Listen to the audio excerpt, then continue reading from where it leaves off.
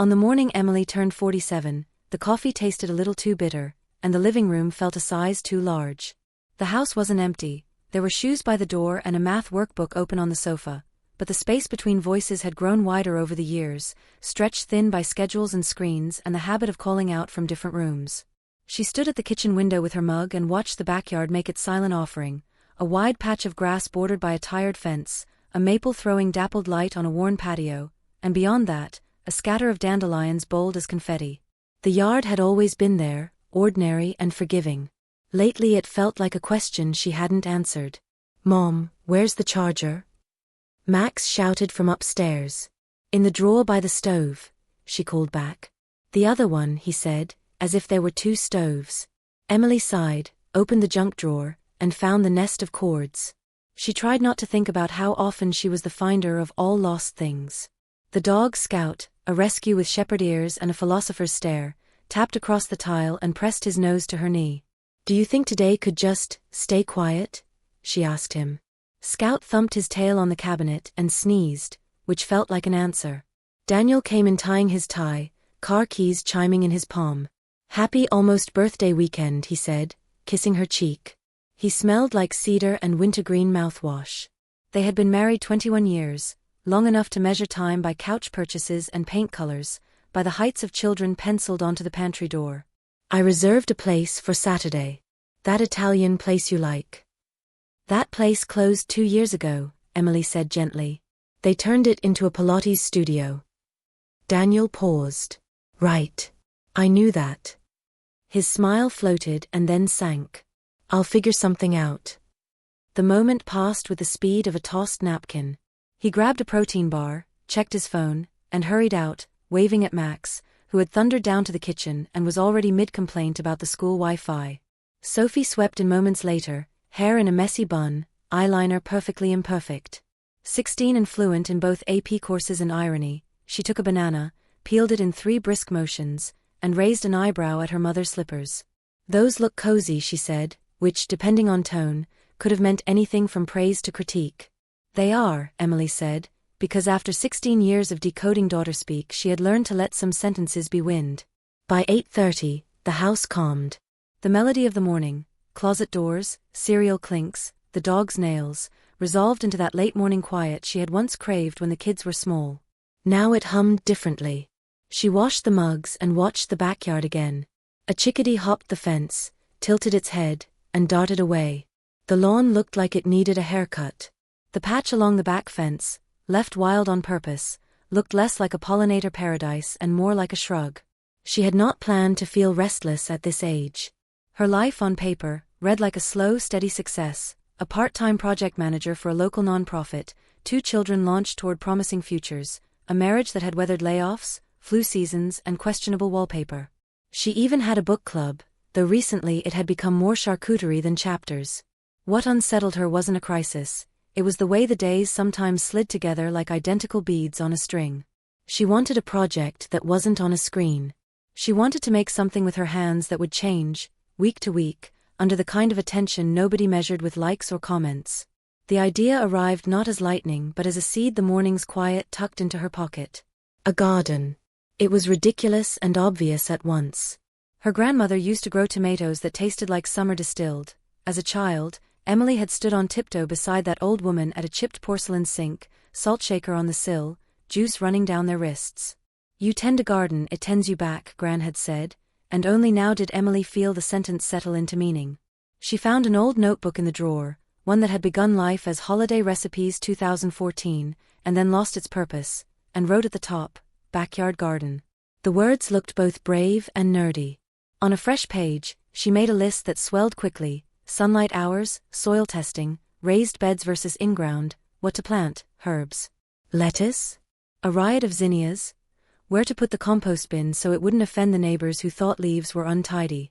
She Googled beginner backyard garden, and was spit into a cheerful world of people who used phrases like amending the soil with the zeal of a pep rally.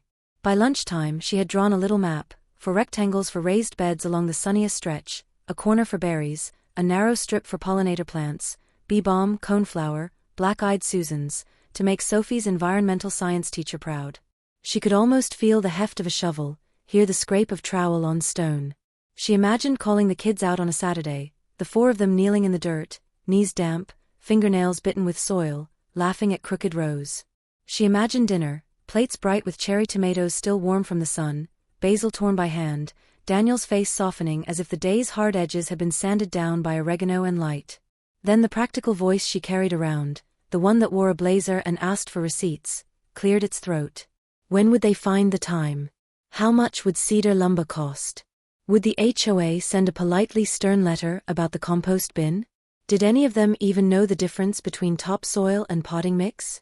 She almost closed the notebook. Instead, she turned another page and wrote, "Why this matters." The answers arrived unadorned. Because we need something to do together that isn't watching a show we hardly talk about. Because the kids are growing up faster than we're thinking.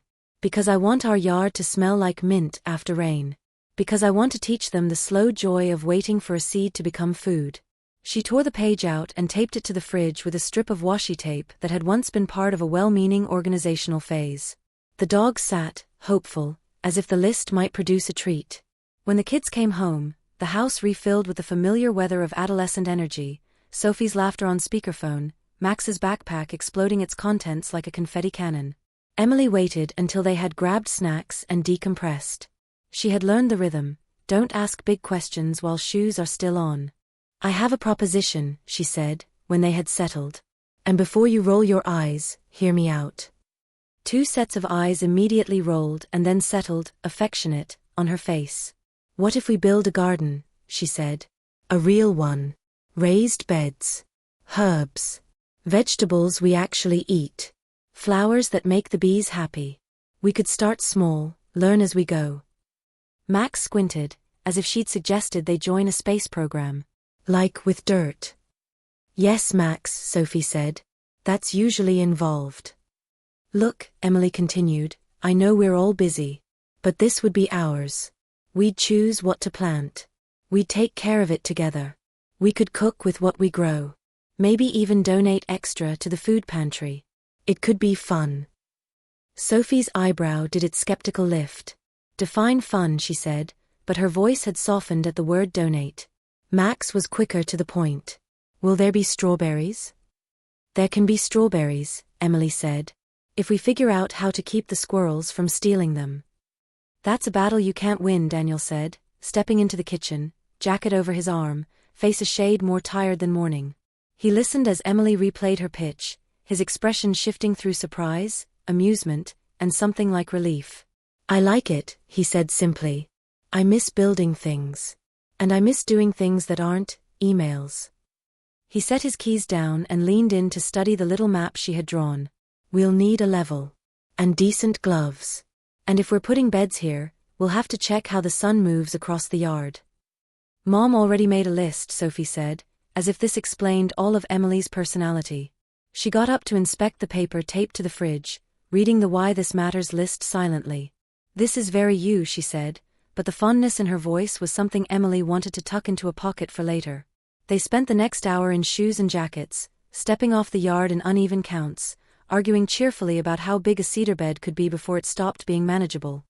Daniel held his phone up, using an app to track the arc of the sun as if he were plotting a spacecraft's trajectory. Scout trotted circles, thrilled with the novelty of everyone being outside at once. A neighbor peered over the fence and waved. "Ah, gardeners," he called. "Welcome to the cult." They laughed, warmed by that sense of being inducted into something old and good.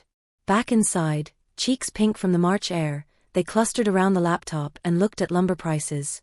Sophie proposed painting the beds in soft colors. Daniel said untreated cedar looked better and lasted longer. Max Googled squirrel-proof strawberry hacks and found a debate worthy of talk radio. When they realized how many bags of soil they might need, there was a collective whistle. "Okay," Emily said, feeling the old project manager muscles flex in her shoulders. "We start small. 2 beds this month. Herbs in pots. We learn. We fail. We adjust. We keep the receipts." Sophie smirked. "You make failure sound so organized." Emily smiled back. "It can be." Later, after dinner dishes were stacked and text threads answered and the dog snored in his corner like a small train, Emily stood at the window again. The backyard was a darker version of itself, fence lines softened, the maple's silhouette like a question mark. But she no longer felt like the question was aimed at her, it felt like something she had, finally, answered. She thought of the women in her life, her mother with her rose bushes, her grandmother with those sun-drunk tomatoes, her friend Marisol who had made a small fortune selling peonies to wedding planners out of her side yard. Growing was a language they all seemed to know, even when they were too busy to speak it. She wanted to speak it again. She pulled the notebook close and added to the list, Coal City to check on rain barrels. Borrow neighbor's tiller? Ask book club if anyone wants to swap seedlings. She doodled a basil leaf that looked vaguely like a heart. Then she clicked open the website of the local nursery and filled a cart like a person daydreaming. The names themselves were a bomb: sun gold tomatoes, little gem lettuce, blue lake beans, black-eyed Susan, with a kind of optimism she needed to be around. When the total blinked at her, she took a deep breath and saved the order for pickup on Saturday. The future didn't need to arrive with everything at once. On her way to bed, she paused at the pantry and ran her fingers along the pencil marks, the years layered like growth rings on a tree. Sophie, first day of 7th grade. Max, lost his first tooth. Daniel, just to prove he was still taller. She added a new line, small, barely there, garden, year 1. In the darkness of the bedroom, Daniel's breathing had already shortened into sleep. Emily slipped under the covers, her muscles pleasantly tired from an hour in the yard. She closed her eyes and saw the bones of the beds laid out on the grass, the neat geometry of a plan that would inevitably be Messier in real life. She welcomed the future mess, the dirt under fingernails, the stubborn weeds and the stubborn moods, the miracle of a sprout. She thought of Gran's old sentence, "You tend a garden, it tends you back," and let herself believe it. If love was a verb, maybe family was a plot of land you worked together, something that forgave missteps and offered another chance every morning. She slept with that thought, like a seed tucked a knuckle's depth below the surface, trusting what warmth and patience might do. The following Saturday morning began with sunlight spilling across the kitchen table, illuminating the clutter of cereal boxes, half-read newspapers, and Daniel's mug ring from the night before. Emily had been awake since dawn, notebook open, ideas buzzing like bees in her head. She had waited all week for this moment, the family's first official garden meeting. "Everyone gather round," she announced, sliding her notebook into the middle of the table. Max slouched into a chair, hoodie up, earbuds dangling. Sophie arrived slower, balancing her phone in one hand and a piece of toast in the other. Daniel wandered in, hair still damp from a shower, holding a second mug of coffee. "What's the emergency?" Max asked, suspicious. "No emergency," Emily said. "We're planning the garden today." "Garden summit," Daniel added, pulling out a chair with mock solemnity. Sophie smirked. "Do we need a gavel? Parliamentary procedure." Emily ignored the theatrics. She flipped the notebook open to her sketched diagram of the backyard. 4 rectangles labeled with question marks stared up at them like blank pages waiting for a story. "First order of business," she said, "what do we want to grow?" "Pizza," Max said instantly. "Max," Sophie groaned. "I'm serious," he said, pulling his hood tighter. "Tomatoes, basil, maybe peppers. That's basically pizza. We just have to figure out cheese."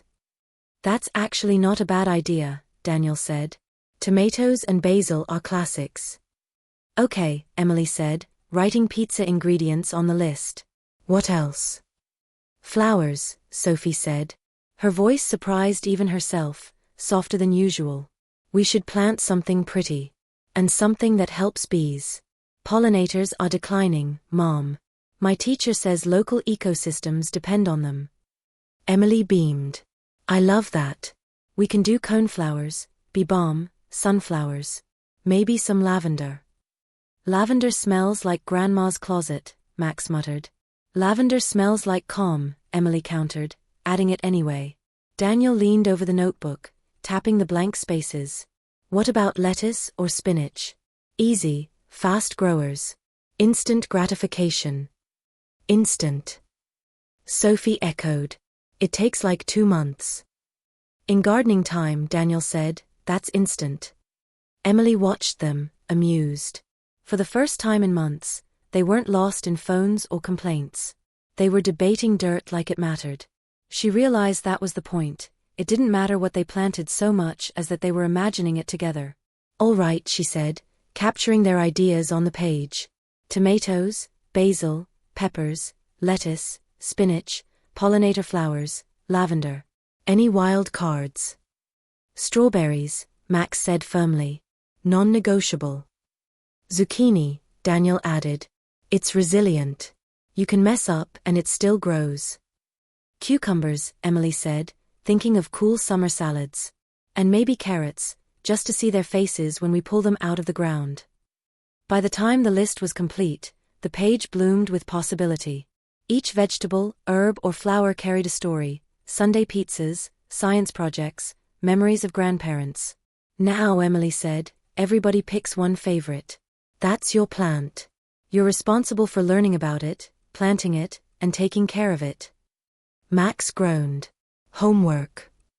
Responsibility, she corrected. Gardens don't grow by themselves. Neither do families. Daniel chose zucchini, true to his pragmatic streak. Sophie, predictably, claimed the flowers, already Googling pollinator-friendly varieties. Max took strawberries with a shrug that barely hid his excitement. And Emily? She chose tomatoes, her grandmother's legacy, red and sun-warmed, a taste she wanted her children to remember. They spent the next hour scrolling through seed catalogs online, laughing at names like mortgage lifter tomato and dragon tongue beans. Sophie suggested they order seeds from a local farm to support small businesses. Daniel insisted they needed sturdy tools, not just the rusty trowel in the garage. Max, in a rare burst of enthusiasm, found a YouTube channel about extreme gardening hacks, and tried to convince everyone they should build a hydroponic system. We're starting small, Emily reminded him gently. Dirt first, science experiments later. By the time lunch rolled around, the kitchen table looked like a battlefield of sticky notes, catalog printouts, and seed packets Emily had impulsively added to the cart. Scouts circled their feet, convinced snacks were imminent. Daniel leaned back in his chair, stretching. Feels good to make a plan, he said. Like the start of something. Emily glanced at her family, her husband relaxed for the first time in weeks, Sophie absorbed in choosing colors for zinnias, Max animatedly describing strawberry nets. Something warm and steady spread through her chest. It wasn't just about planting seeds in the soil. It was about planting them here, at this table, in conversations that had been too thin lately. Seeds of laughter, of shared dreams, of promises to try again if things failed. She looked down at the page where their choices sprawled like roots. Underneath it all, she wrote 2 words in bold letters: family first. The garden could wait for soil and shovels. For now, the dream itself was enough to change the air in the room, making it lighter, richer, alive. The Saturday after their seed planning summit, the yard came alive with the sound of determination, and almost immediately, complaint. Emily had spent the week gathering supplies. She'd made 2 trips to the hardware store, where the scent of lumber and fertilizer clung to her clothes like perfume. She had stacked cedar boards against the fence, borrowed a neighbor's wheelbarrow, and convinced Daniel to unearth his old toolbox from the basement. Now, on a crisp morning painted with the promise of spring, the family stood in the backyard staring at the grass that would soon become their garden. Well, Daniel said, hands on his hips. Looks smaller than I remember. It looks like a lot of work, Sophie countered, eyeing the ground as though it might bite her. That's the point, Emily said, though she felt a flicker of the same thought. The lawn stretched wide and stubborn, each blade of grass firmly announcing it had no intention of surrendering to carrots or cucumbers. Max kicked at the dirt with one sneaker. So what now? Now, Daniel said, pulling on gloves with a snap, we dig. The first shovel hit the earth with a metallic thunk. The ground was less yielding than the cheerful gardening blogs had promised. Instead of rich loam, they encountered compacted clay sprinkled with rocks that looked suspiciously like construction debris from decades past. Who buried bricks here?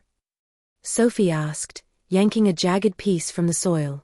Probably the same people who thought putting a chain-link fence through the maple roots was a good idea, Daniel muttered, wiping sweat from his forehead after just 10 minutes. Emily's shovel stuck halfway down. She leaned all her weight, grimaced, and finally pried loose a chunk of earth. The satisfaction of the release, the smell of raw soil, sent a thrill through her. We're really doing this, she thought. Max tried to mimic his father's stance, but the shovel was nearly taller than he was. After 3 attempts and 1 dramatic flop onto the grass, he declared, I'm in charge of moral support. You're in charge of strawberries, Emily reminded him, handing him a smaller trowel. Every berry you want to eat starts with dirt under your nails. He made a face but knelt beside her, digging clumsily, his hoodie brushing against the grass. Soon, Scout padded over to supervise, tail wagging as though excavation were the noblest pursuit. By noon, blisters had bloomed on hands and used to labor. Daniel measured the cedar boards for raised beds, sawing with the focus of a surgeon. The kids bickered over who got the better shovel, then laughed when Sophie lost her balance and landed squarely on her backside, streaked with mud. Don't even think about taking a picture, she warned, cheeks pink. Emily grinned but tucked her phone away, choosing memory over evidence. They broke for sandwiches on the patio, water bottles sweating in the sun. Grass clippings clung to their socks, and every one of them smelled faintly of sweat and earth. Yet beneath the fatigue, a current of energy pulsed. For the first time in months, they weren't scattered across screens or schedules, they were tethered to the same stubborn patch of ground. This is harder than I thought, Max admitted, chewing. Most good things are, Daniel replied. Emily looked at her family, their hair sticking to damp foreheads, their hands dirty, their smiles reluctant but real, and felt a surge of gratitude. The garden wasn't just breaking the ground, it was breaking through the routines that had dulled their connection. The afternoon stretched into rhythm, dig, haul, hammer, laugh, groan. Sophie discovered she had a knack for lining boards square, her perfectionism suddenly useful. Max, once coaxed, delighted in finding earthworms, holding them up like trophies until Scout tried to eat one. Daniel cursed when he hit another hidden rock, but his steady persistence kept everyone moving. As the sun leaned west, the first frame of a raised bed stood proudly, a simple rectangle of cedar against the tired lawn. There it is, Emily whispered, brushing soil from her gloves. The beginning. It's just a box, Max said, unimpressed. It's possibility, Emily corrected, her voice firm but warm. They filled the frame with soil, dark and rich against the pale wood. The smell rose in waves, damp, earthy, alive. Sophie leaned close, inhaling. It smells like rain before it falls, she said softly. Daniel nodded. It smells like work well done. As twilight settled, the family stood shoulder to shoulder, surveying their creation. One bed completed, another stack of boards ready for tomorrow. The yard no longer looked ordinary. It looked like a promise. Emily slipped her arm through Daniel's, her heart swelling with pride and exhaustion. She imagined the tiny seeds resting in their packets indoors, waiting. Soon, they would be buried in this earth, invisible yet full of potential. She thought again of her grandmother's words, "You tend a garden, it tends you back." That evening, as the stars blinked awake, she understood the truth of it. The garden was already tending them, teaching patience, humility, laughter, and the art of showing up side by side. And beneath the cedar frame, in soil newly turned, the first chapter of their family's growing season had quietly begun. The first Saturday in April arrived with the smell of thawing earth and the chatter of robins, and with it came the family's first planting day. The raised beds, now too strong and square against the yard, waited like blank pages. Bags of soil leaned against the fence, seed packets scattered across the patio table. Emily ran her hands over the little paper envelopes, tiny treasure chests promising color, flavor, and work. "Okay, team," she said, pulling on her gloves. "This is the fun part." Max raised an eyebrow. Digging wasn't the fun part? "That was the prologue," Daniel said, patting his son on the back. "This is the story." Sophie rolled her eyes but leaned closer to the packets, reading aloud the poetic names: Sun Gold Tomato, Black Beauty Zucchini, Little Gem Lettuce, Sweet Basil, Coneflower Mix. Each name carried its own romance, like a cast of characters about to enter their stage. They began with tomatoes, Emily's choice. She knelt at the first bed, showing Max how deep to press the seeds. Not too shallow, or the birds will get them. Not too deep, or they won't reach the sun. Max pinched seeds between his fingers, squinting as though handling diamonds. "Feels like nothing," he said, dropping them into the soil. "Nothing yet," Emily corrected. "But give it time." Sophie, meanwhile, arranged coneflower seeds in neat rows, narrating facts about pollinator decline as if the soil needed educating. Daniel planted zucchini, spacing the seeds wider than necessary, insisting he'd read that these things take over like teenagers at a pizza buffet. The family moved slowly, deliberately, each packet emptying into the soil like a prayer whispered. They laughed when Scout tried to dig up Sophie's row, barked warnings at the squirrels eyeing the strawberry bed, and shared water bottles as if they'd been laboring all day instead of a few hours. By midday, the garden looked unchanged to an untrained eye, just rectangles of dirt with faint ridges. But to them, it was transformed. Beneath that surface lay dozens of beginnings, invisible yet undeniable. "This feels hopeful," Sophie admitted, brushing soil from her palms. "Like writing a letter you know someone will read later." Emily's chest tightened at her daughter's words. Yes, that was it. Seeds were letters to the future, promises written in dirt and sunlight. The days that followed tested their patience. Every morning before work, Emily slipped out with her coffee, scanning the beds as if expecting miracles overnight. For a week, nothing. Just soil, damp and stubborn. "Are we sure we did it right?" Max asked one evening, poking a stick into the dirt. "Give it time," Daniel said, though his brow furrowed when he thought no one noticed. Then on a bright Tuesday, Emily saw it, the faintest curl of green, fragile as a sigh, pushing through the soil. She gasped, dropped her mug, and knelt. "They're here," she shouted, startling Scout and sending him skidding across the patio. By dinner, everyone had gathered around the beds, marveling at the tiny sprouts. Sophie crouched low, photographing each one as if they were celebrities. Max announced he would name his strawberry plants after superheroes. Daniel simply stood with his hands in his pockets, a grin spreading across his face. Tending the garden became ritual. Each morning, someone watered, sometimes Emily, sometimes Sophie with earbuds dangling, sometimes Daniel in his work clothes, tie draped around his neck. Max preferred evenings, crouching with a flashlight like a detective, whispering encouragements to the strawberry leaves. They learned quickly how much water was too much, how delicate the seedlings were when weeds threatened, how sun shifted across the yard as spring deepened. Mistakes happened. Sophie overwatered the basil, drowning it in good intentions. Max pulled up a lettuce sprout, mistaking it for a weed, then replanted it with such care Emily didn't have the heart to correct him.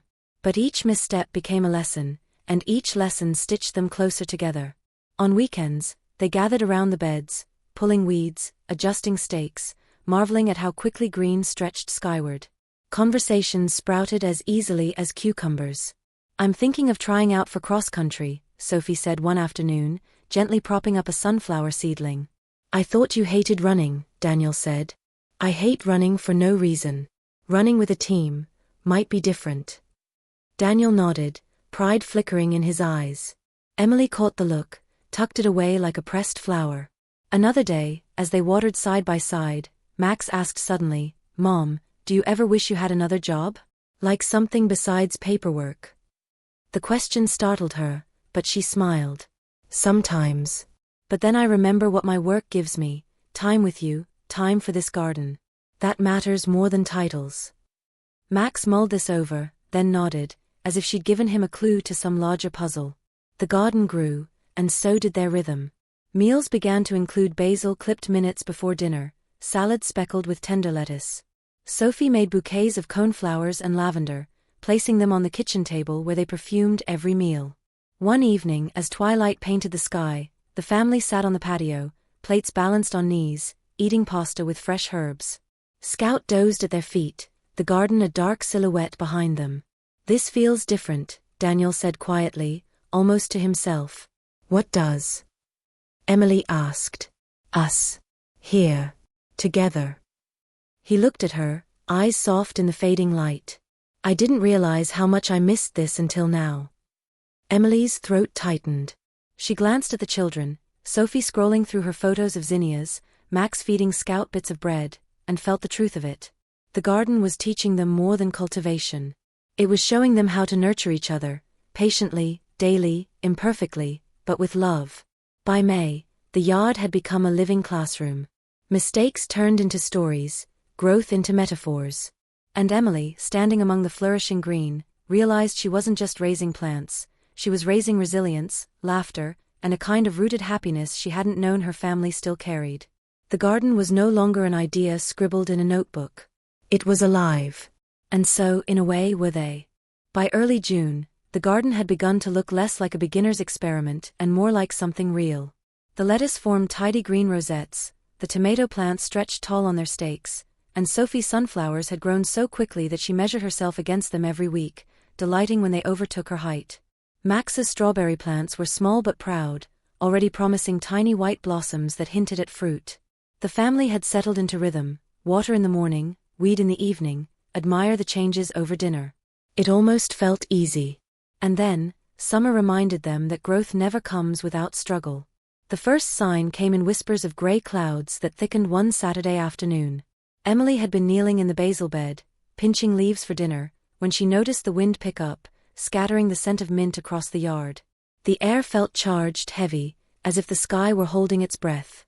"Storm's rolling in," Daniel said, glancing at the horizon where dark clouds stacked like a fortress. "We should cover the seedlings." They rushed to action.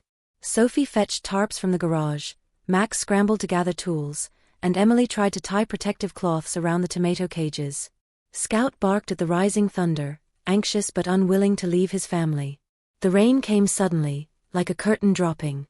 Sheets of water hammered the soil, flattening delicate lettuce leaves, snapping stems. The wind howled, ripping one of Sophie's tarps loose and sending it tumbling into the neighbor's yard.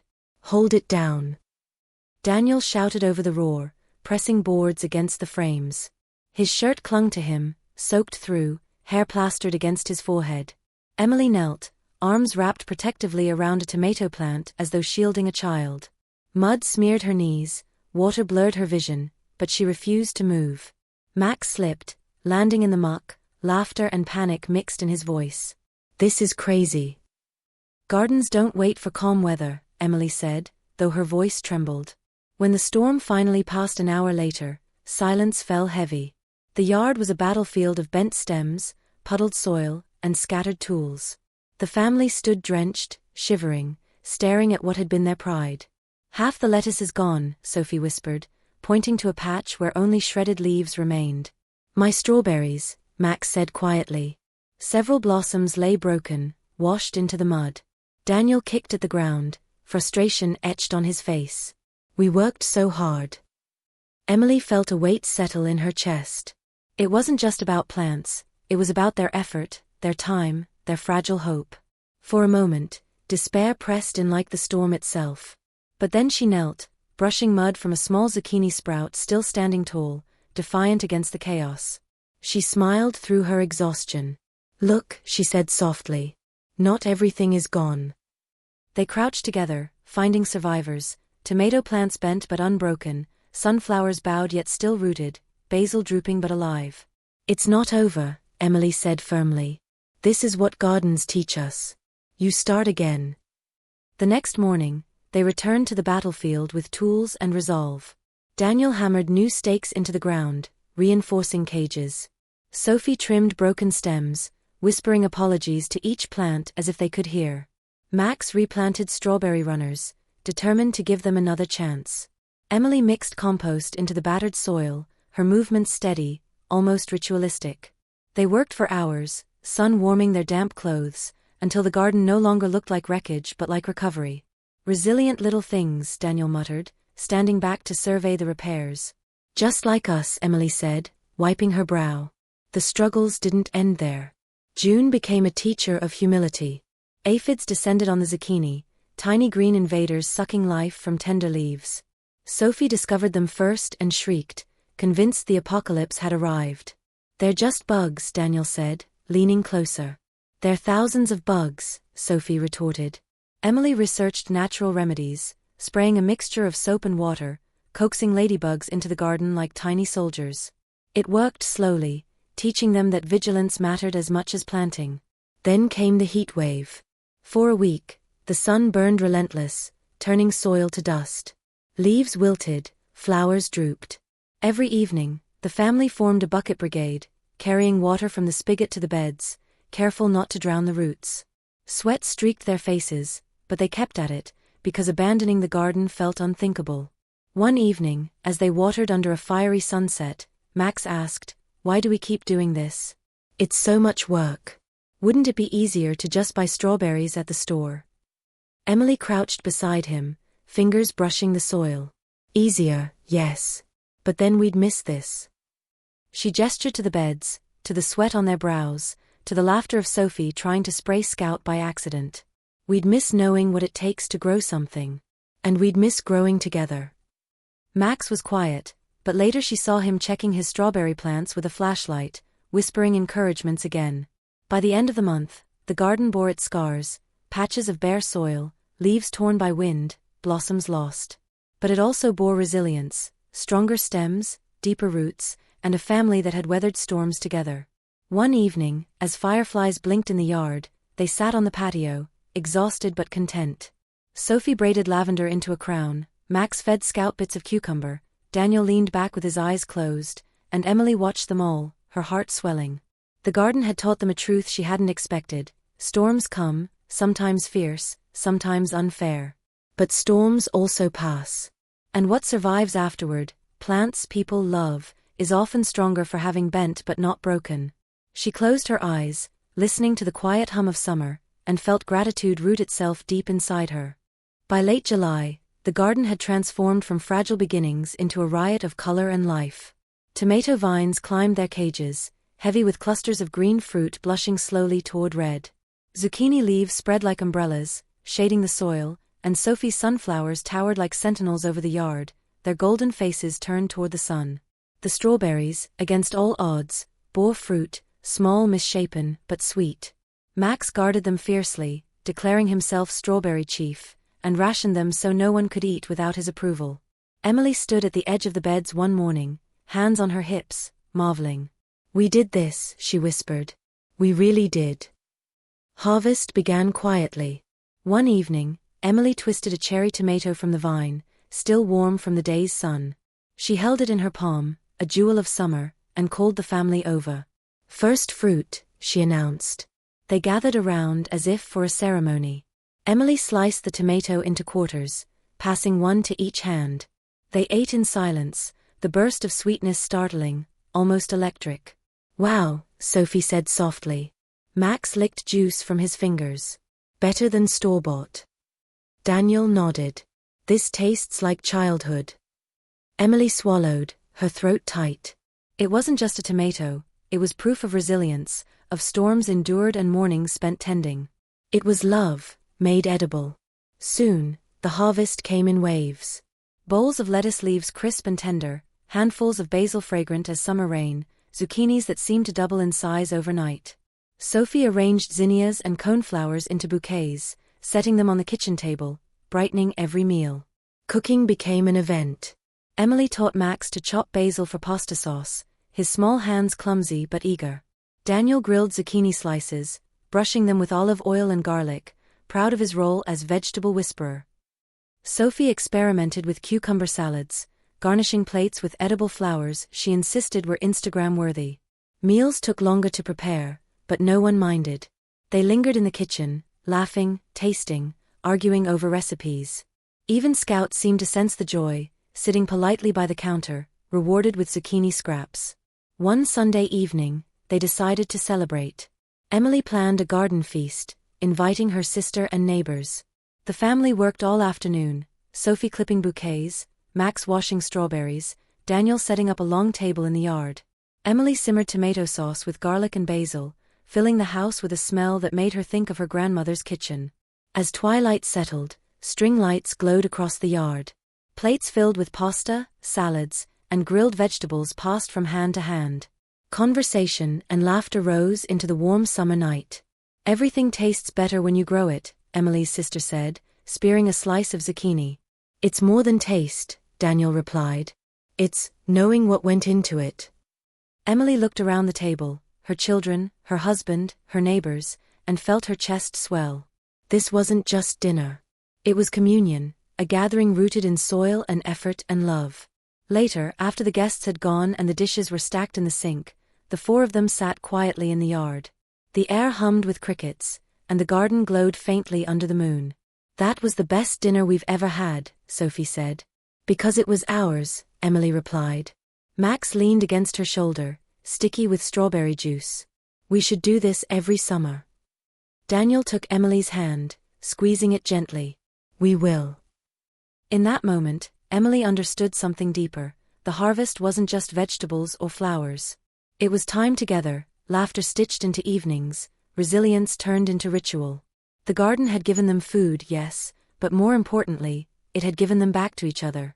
As the night wrapped around them, she whispered a quiet promise to the soil beneath her feet: "We'll keep tending you, and you'll keep tending us." And in the silence that followed, the family sat surrounded by the hum of life, full not just of food but of love, knowing they had planted more than seeds that spring. They had planted a season of happiness that would feed them long after the last tomato was picked. By late August, the garden no longer felt like a fragile experiment. It had become a part of the family's daily rhythm, woven into their routines like breakfast or homework. But as the season shifted, Emily noticed how both the garden and her family were changing in ways she hadn't expected. The heat of summer began to soften, evenings stretching longer with golden light. The lettuce had bolted, bitter and tall, its usefulness gone. The zucchini plants, once vigorous and unstoppable, looked tired, their broad leaves speckled with mildew. But in their place, new colors flourished: sunflowers towering high, coneflowers buzzing with bees, tomatoes blushing into ripeness faster than they could be picked. "Nature knows when to change," Emily murmured one morning, basket on her arm. She wondered if people did, too. At the dinner table, Sophie talked more about her future. She wanted to join the Environmental Science Club, maybe even apply for a summer program at a state university. "Your garden essay would get you in anywhere," Daniel said proudly. "You should write about this experience." Sophie smiled but looked away, twirling spaghetti on her fork. "I think I will. It feels like, this is the first time I've really seen how things connect. Plants, people, choices." Emily felt a tug in her chest, pride mingled with the ache of knowing her daughter was already growing roots elsewhere. Max, too, was changing. He spent more time outside than he had in years, flashlight in hand after dark, inspecting his strawberry patch. One night, Emily found him sprawled in the grass, staring at the stars. "What are you doing out here?" she asked softly. "Thinking," he said. "About how everything's alive. Even the dirt. And how small we are compared to the sky." She lay down beside him, surprised by the depth in his voice. He was still her boy, sticky with strawberry juice, but he was also becoming something more, curious, thoughtful, ready to grow in ways she couldn't yet imagine. The changes reached Emily and Daniel too. Their evenings together, once filled with the quiet distance of exhaustion, now hummed with shared purpose. They found themselves laughing while pulling weeds, brushing soil from each other's sleeves, dreaming aloud about what to plant next year. One Saturday, as they tied up sagging tomato vines, Daniel glanced at her with a half-smile. "Feels like we're starting over, doesn't it?" "In some ways," she admitted. "But in a good way." He squeezed her hand briefly before reaching for another steak. That simple touch spoke louder than words. By September, the garden reflected their growth. Where some plants withered, others thrived. Where storms had left scars, resilience had taken root. Each season brought change, but none of it felt like loss. It felt like evolution. On a cool evening, the family sat around the patio table, plates piled with roasted vegetables and fresh bread. The sun dipped low, painting the sky in shades of rose and violet. Fireflies winked in the yard, weaving light above the darkening beds. "This summer went fast," Sophie said. "It always does," Emily replied. "But seasons are supposed to change. That's how we grow." Max leaned his chin on his hands. "So what happens when the garden's done? When everything dies?" Emily smiled gently. "It doesn't die, Max. It rests. And next spring, it comes back. Stronger, if we care for it. Just like us."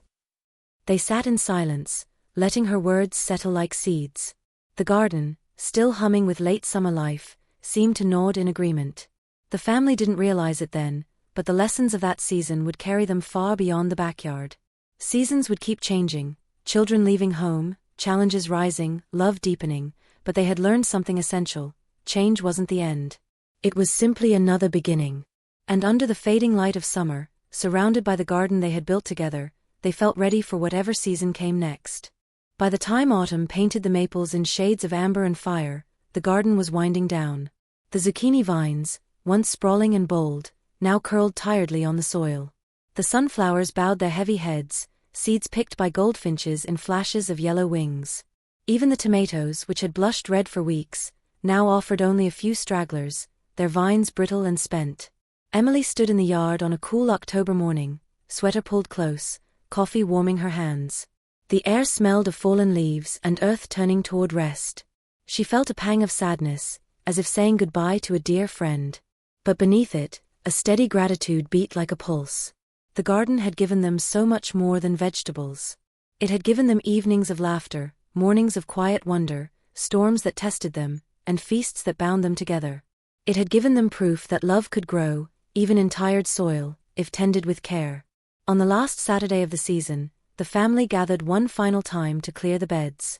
Daniel clipped the brittle stems, stacking them neatly. Sophie carefully saved sunflower seeds in envelopes, labeling them with neat handwriting. Max dug for the last stubborn carrots, crowing in triumph when he unearthed a crooked orange root. "Looks like a wizard's wand," he said, waving it in the air. Emily laughed, wiping her hands on her jeans. Every carrot has its own story. They worked slowly, deliberately, as if reluctant to finish. When the beds were finally bare, only the rich soil remained, dark and ready for rest. Emily brushed her fingers across the surface. "Thank you," she whispered, not sure if she was speaking to the soil, the season, or her own family. That evening, they gathered in the kitchen for one last harvest meal. Emily roasted the final tomatoes into a thick sauce, Sophie baked zucchini bread, Max insisted on strawberries dipped in chocolate from the freezer stash, and Daniel opened a bottle of wine he had been saving. They ate by candlelight, the table crowded with mismatched plates and full hearts. Conversation flowed easily, plans for the holidays, Sophie's college essays, Max's new obsession with guitar, Daniel's dream of building a bigger trellis next year. "This," Emily said softly, looking around at their faces, "is the real harvest." Later, after dishes were stacked and the house quieted, Emily pulled out her old notebook, the one that had started with sketches and lists, and wrote a final entry at the back. "Year 1, we planted more than seeds. We planted patience, laughter, resilience. We grew food, yes, but more importantly, we grew closer. The garden fed us, but it also healed us. This is only the beginning." She tucked the notebook into a drawer, but the words lingered, glowing in her chest. Months later, when snow blanketed the yard and the beds lay hidden under white silence, the family still carried the garden with them. Sunday dinners were filled with plans for spring. Sophie wanted more flowers, Max demanded twice as many strawberries, Daniel sketched ideas for raised beds on graph paper. And Emily, with her quiet smile, knew that the roots they had planted ran deeper than soil. The garden had changed them. It had taught them that storms pass, that love requires tending, that happiness can be cultivated one seed, one laugh, one shared meal at a time. And when the first thaw of spring returned, they would be ready, not just to grow a garden, but to grow again as a family, rooted together in the simple extraordinary joy of living side by side.